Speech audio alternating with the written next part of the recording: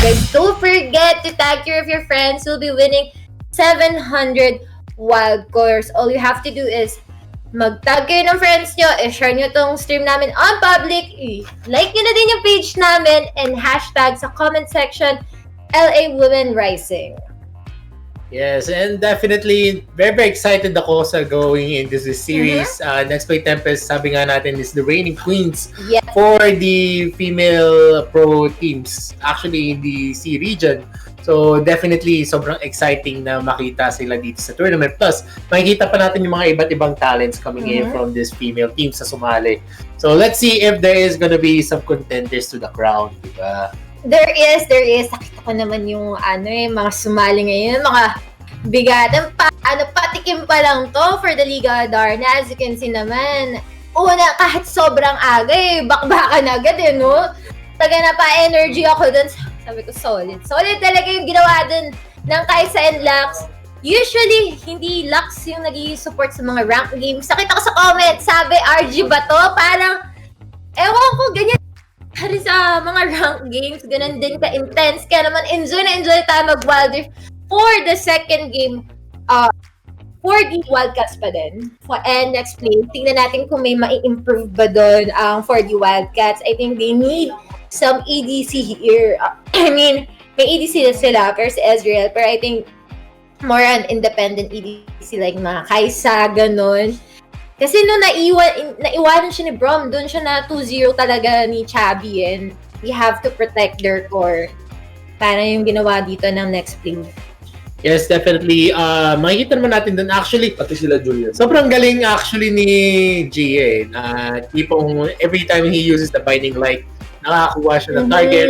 And kahit sabi natin Brom kahit sabi natin si Brom yung meron siyang unbreakable, kahit na may mitigate niya yung damage, at the same time kasi grabe pa rin yung mga proc of the passives coming in from Lux. Ang kagandahan kasi sa isang Brom, yes, you can protect. Pero pag hindi ka makakalapit dun sa opposing team, dun sila mahihirapan. Yes. And yun yung nangyari dun sa DR lane, guys. Nandun si Jaya, and yun yung naging advantage dito ng NexPlay Tempest. As you can see naman dun sa may DR lane, di ba? Grabe din yung ginawa doon ni Garen. You know, talaga, usually, pwede talagang mas mag-rain doon si Fiora. Pero, ang strategy talaga ng NexPlay Tempest dito is just to shove the lanes on the early game and waiting for the objective. Yun yung nakita ko. And the aggressiveness. Mabilis kasi sila magbasa na strategy. So, kailangan galingan talaga dito ng 4D Wildcats. Ang dami na sinalihan ng tournaments ng mga NexPlay Tempest.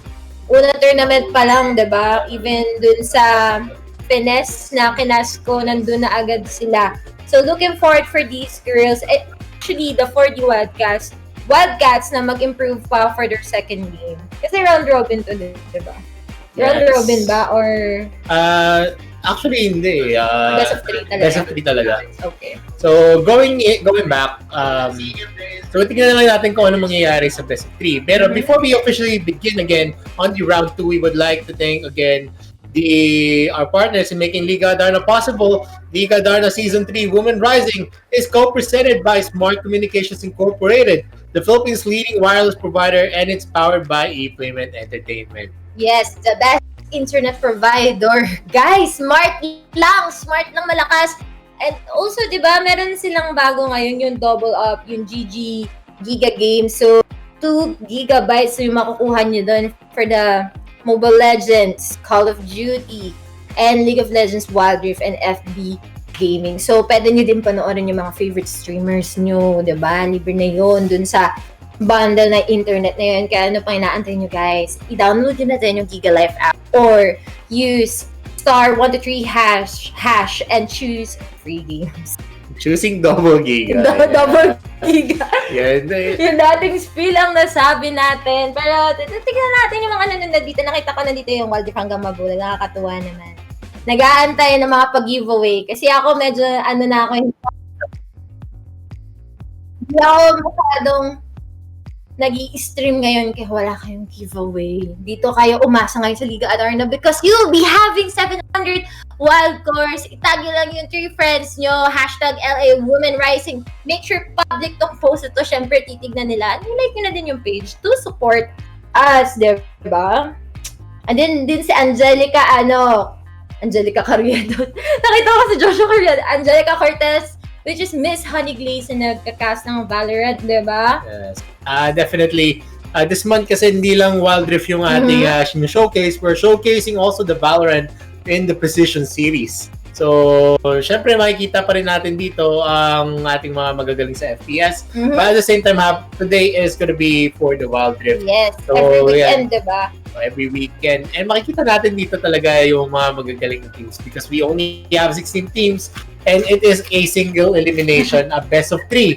So this is all, wala tayong lower bracket dito. Pag natanggal na kayo dito sa elimination rounds, you're gonna be out for the rest of the tournament. Pero ang kinagandahan doon, best of 3 naman, may redemption, diba?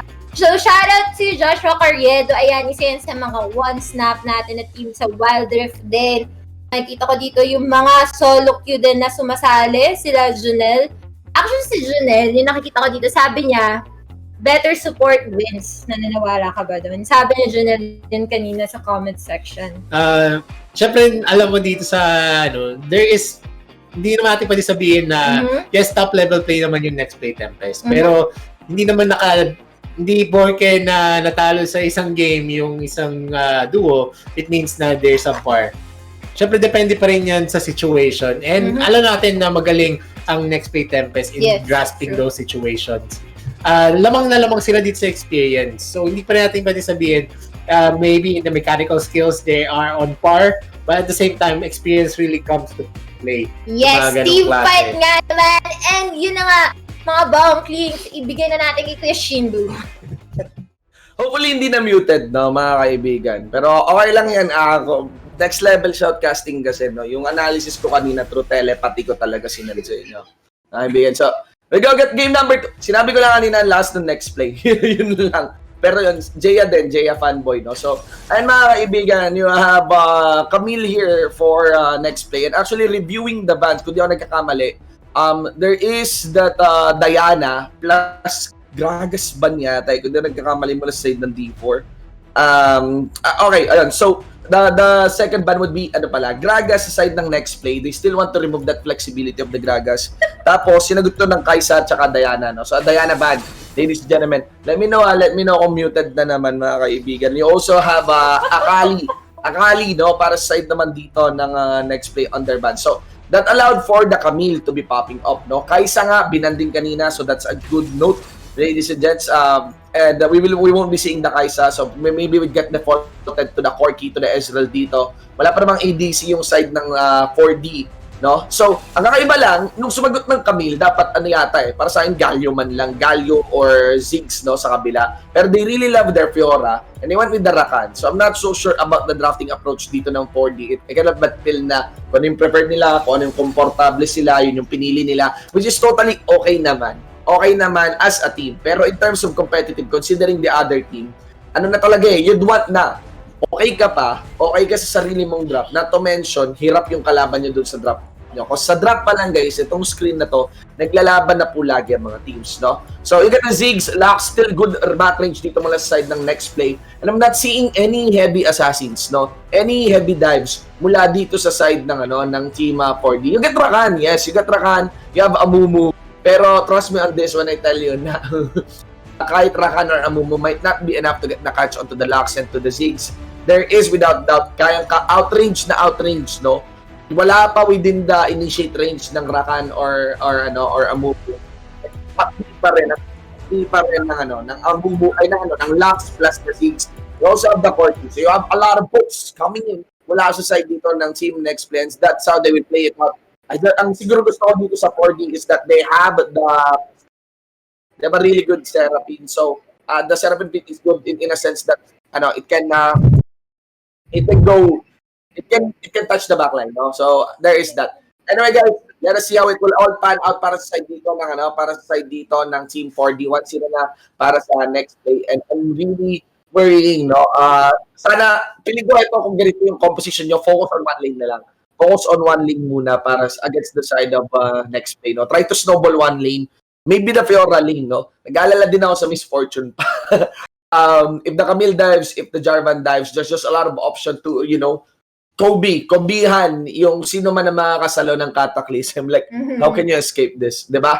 Guys, Sh1n Boo with 1 for a 9. Next play, Tempest versus 4D Wildcats. Game number 2. Back to you, Julian Napz and Vittorio. Yan ang sinasabi ko sa inyo, guys. Helger already picked that kami. Oh my God. Alam mo, lagi ko to nakikita sa NexPlay Tempest. Isa si Helger, hindi siya madalas sumasama sa team fight. Pero grabe ang kaya split push. But we have the Fiora, kaya na niyang palagan yan si Camille. Kailangan lang talaga, utakan talaga ang labanan when it comes to the BR lane. And nakita naman natin dito, si Helger nag-check lang doon sa may buff. And tinulungan na ng mga NexPlay dito ang kanilang Jarvan 4 para mapabilis ang pagkuha ng buff niya. Ano ba masabi mo sa lineup nila, di ba? Actually, in the lineup, kaya naman din kailangan sumama ng isang Camille. They already have a J4 for the initiation plus the sustainability. Kung may mahuli man siya, it's definitely gonna be a clear-cut kill. Mabilis na lang siya makakuha ng kill because they have the Ziggs, they have the Corki, they have the Lux who can burst down one member of the opposing team. And that is gonna be a big part on the 4-man play that's gonna happen with NexPlay Tempest. Pero, kung hindi makakapitas dito, definitely merong advantage pa rin naman dito ang 4D Hellcats. Yes. They have that Rakan, they have that Misfortune na napakaganda ng synergy. The bullet time plus the grand entrance and also the quickness, grabbing combo, tapos may amumo ka pa to seal the deal. Talagang makikita natin dito yung mga wombo combos and Nami might be winning that clash against Hellgirl and the first blood is going to be taken by 4D Hellcats. Magandang simula!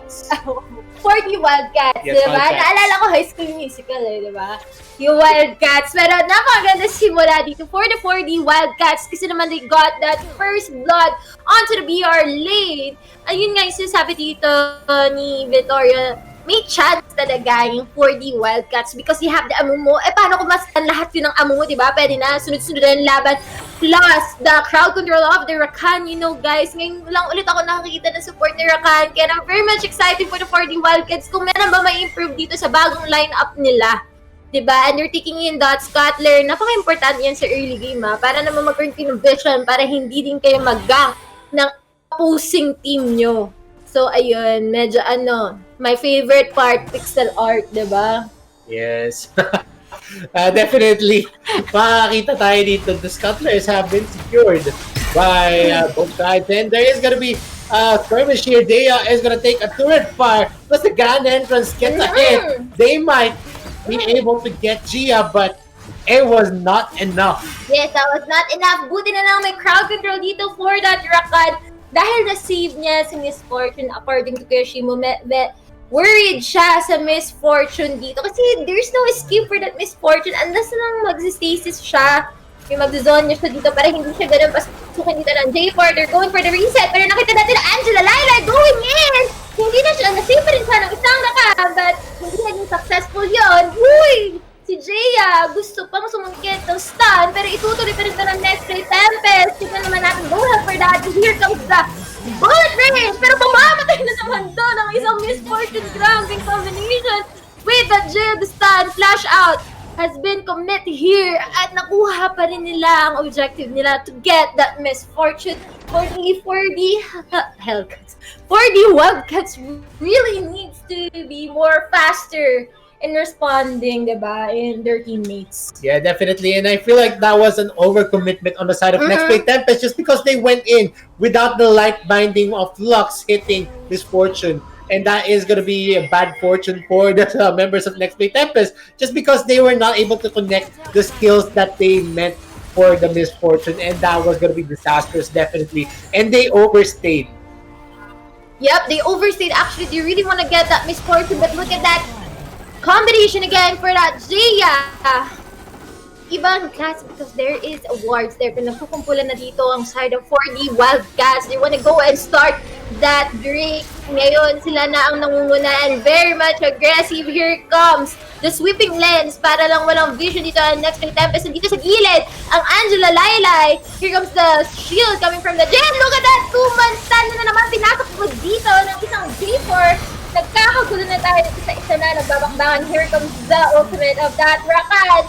Mabagal ang ating flash. Pero low health on to the side of the 4D Hellcats. At makukuha dito ang isang Fiora. Disengage for the 4D Hellcats. And it was a reset for that break. You have to... Kailangan na nila mag-reset din para makahabol sila doon sa DR pero hindi i-go ng next play. And here comes the specialty of that Hellgirl na mag-push na lang. Split push talaga yung gusto niya na eh. Yes, and that was a very, very bad clash. Misfortune doesn't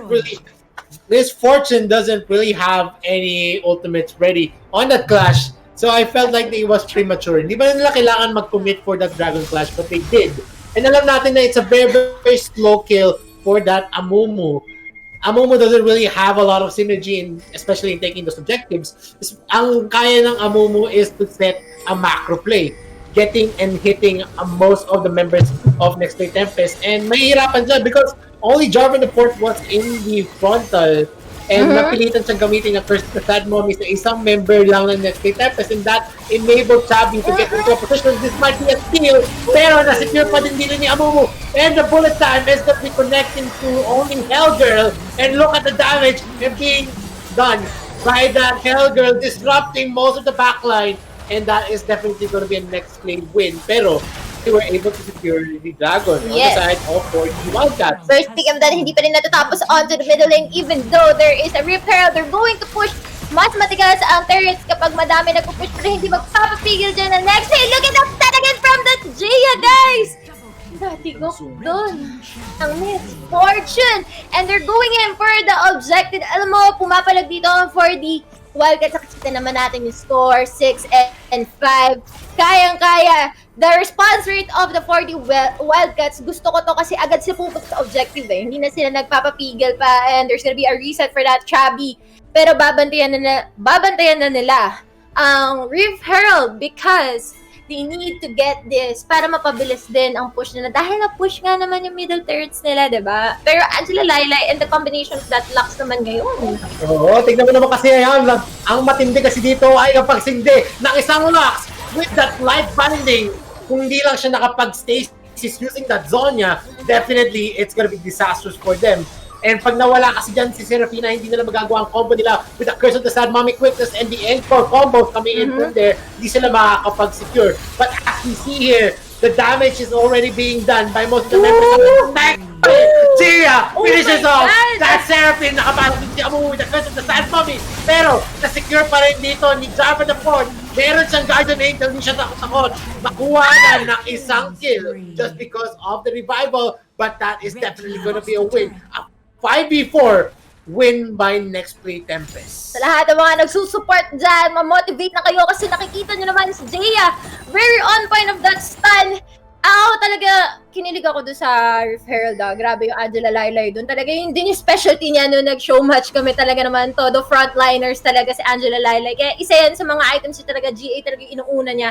Kasi hindi lang siya basta jungle, ginagawa din niya sarili niya ng tank. So, nahuli daw yung Seraphine, yun yung pinaka-highlight. So speaking of Seraphine, nahuhuli na naman siya. Hindi ka pa rin natututo. Lexi! And Jaya. Hindi ko na nasabi yung name. Ang cute ng name. Very, very cute. Hindi cute yung name. Pero at the same time, mahirap kasi dito, going into the mid lane, kailangan meron kang ward on the tribe rush para makita mo kung meron nag-aabang sa'yo dito. Okay, makikita natin dito, the Hextech Ultimatum was parried by Nami, pero tignan natin kung makakatakas pa siya dito because the hookshot connects and a tactical swing gets a lot of hits. Then the Arrow Hellgirl is also gonna be traded out. Sabi nga nila, pag lumipad dito sa Hellgirl, tinutupad niya ang pangarap ng NexPlay Tempest. Yes, and that's her specialty, guys. Kanina pa lang sa first game na sinabi ko na nga, specialty niya ang Camille. Nag-Garen lang siya. Siguro warm up muna siya, pero galit na nga dito si Hellgirl. She's giving you hell onto the BR lane. Nakita naman natin kung paano siya mag-push doon. And yun, hinga-hinga muna tayo guys kasi at least naman wala pang clash na nangyayari dito. Si Precise, she's trying to get a lot of resources here para naman mas lalo pa siyang sumakit. Titignan natin kung ano bang next nilang gagawin because ang NexPlay Tempest, they really like to be aggressive and mahilig sila mag-overextend. Calculated nila yan. It's either they're going to disengage kung hindi sila nakakakuha ng pick-off or they're gonna go for an objective 10 seconds para dun sa Drake again. For sure, magkukumpulan na naman ang teams dito. Dito talaga nagkakasubukan sa mga Drakes. Pero dito kasi sa problema dito, look at the gold lead coming in from NexPlay Tempest and they already accrued a lot going into the second Dragon Clash. Ito kasi yung nangyayari. Actually, in the first game, ganito rin yung scoreboard.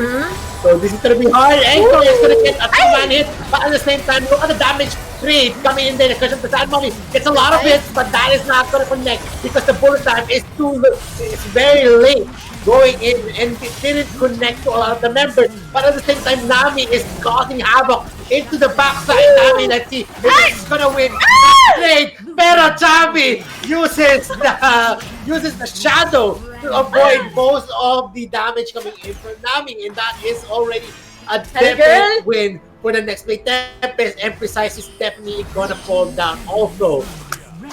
Napakaganda, napaka-intense. Tigayo-yo na lang dito sa gilid ni Kuya Vittorio. I mean, that was really exciting moment for the Wildcats. Pumapalag, nakita naman natin si Nami doon. She tried her best to get a pick-up in. Nakuha niya doon si Chubby. Actually, si Chubby yung nakuha niya doon. Napakaganda nung ginawa niya doon. But still, na-outplay dito ang isang misfortune at lagi na-outplay dito ang isang Seraphine. Seraphine is gonna go down! Zonias, but here comes the ultimate of that team. Mamamatay siya sa kamay, sunod-sunod na pinapatay ng NexPlay Tempest ang 4D Wildcats and they need to disengage again. Magandang positioning for the misfortune lang, pero paano? It's either Angela Laila will pick off or that Helgert and they're gonna go for the Drake. Let's see, dalawa lang sila. Yes, dalawa na lang sila dito and I think this is gonna be a free Drake. Wala na masyadong pump and energy for the 4D Wildcats just because lagi silang na out position dito ng NexPlay Tempest. Yes, nakalikod dito si Nami but that is gonna be always late.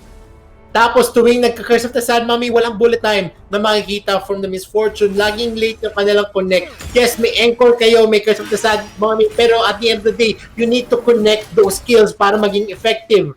Paano siya magiging effective kung hindi mo siya may bubuhos habang na crowd control yung members ng NexPlay Tempest? And that is gonna be one of their problems. Siguro, communication-wise. Pero nakita dito ni Nia, this is the binding line and the final part, plus the luminosity. Wala na magawa dito ang isang amumu. Bakit sa ulo talaga si Jaya, guys? Is it Gia or Jaya? Pero nakikita naman natin how this support is becoming as core as well. And napapansin ko lang dito sa 4D Wildcats, hindi sila mahilig mag-upgrade ng boots nila. Yun or nahihirapan ba sila sa pagkukuha ng resources kasi yun yung nakikita ko ngayon dito. And now, there's gonna be a commotion again. Here comes the ultimate. That Camille kinulong na nga ang isang Seraphine. Wala na magagawa doon but the bullet rain was on point para mabatay ang isang Hellgirls. Uy, napaganda naman no. Gumalok pa isang rakad. Sa isang silang nauubos ulit dito sa side ng NexPlay Tempest. The aggressiveness is on point. Chubby, tamang trabaho lang gumagawa ng sariling pangarap with a special delivery. Low health for her pero makakapatay pa rin siya. This is gonna be a double kill for that Corky. And semi-wipe out ang nangyari dito for the 4D Wildcats. Yes. This could be the end. Yeah, it could be the end, but at the same time, meron pang death timers kasi dito. Mabubuhay pa dito si Lexi ng 4D Wildcats. So, it's still winnable. Ang sabi ko nga, it's still winnable hanggang meron ka pa rin Tore. Diba? Hanggang hindi na natatapos yung game. Kung umabot mo ng late game kung saan may equalize natin yung items, then it might be possible for 4D Wildcats to clinch the second round. But at the same time, alam natin na napakahirap ng defense na to. Actually, pag lumapas ka ng 10k, statistically, ang hirap na talagang bumawi. It means that the other team with the same skill level is definitely going to take the game. Yes. Eh, nakita natin dito yung damage coming in from the Ziggs and also Gia. Grabe, natamaan pero uses the station to get out of harm's way. Artsai uses the quickness pero di mo kayang takin. Ang damage coming in from the Angelalai gets a lot of it. Gets cataclysm on 4 of the members. And this is gonna be called a GG well played, wherein NexPlay Tempest sweeps 4D Wildcats, taking in the best of 3 series because there is no win possible in this stage of the game where there is gonna be a wipe out. You know, the thing about the 4D Wildcats, they fight really hard. Pero, NexPlay Tempest, suri dito talaga na mananalo sila dito. And congrats for NexPlay Tempest. Grabe, Chubby, Helger, lahat kayo, ang galing-galing nyo talaga. Jaya, sakit ka sa ulo. Pero ano pa ba ang masasabi namin dyan? Back to you, Kuya Sh1n Boo. Hello guys, what's up? Sh1n Boo with the one for and I thank you for that amazing shoutcast mula kay Vittorio and also Julia. And the game was very surprising. I expected NexPlay to actually came out on top, but not on that.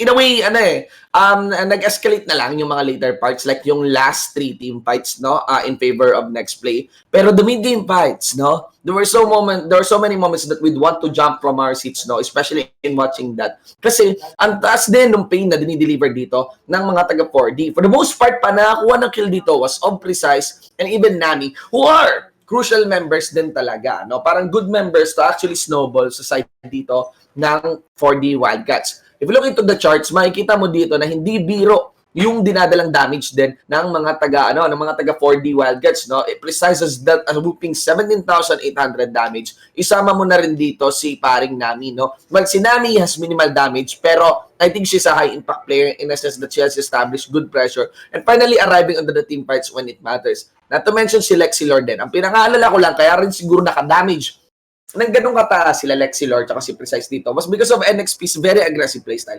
I find their playstyle really, really aggressive. Gusto nila talagang sumugod ka agad dito sa 4D Wildcats. Maybe even eyeing to really overwhelm them because they have a good read pa ng galaw na ng Wildcats simula pa lang nung laro natin, no? Sabi is that big damage hindi na sorpresa yan, pero tingnan mo ulit yung damage na naman ni Maring Jaya, no? So again, Jaya kasi kaya no, kilala ko kasi si Maring Jaya LOL days pa. Kaya naman kahit nung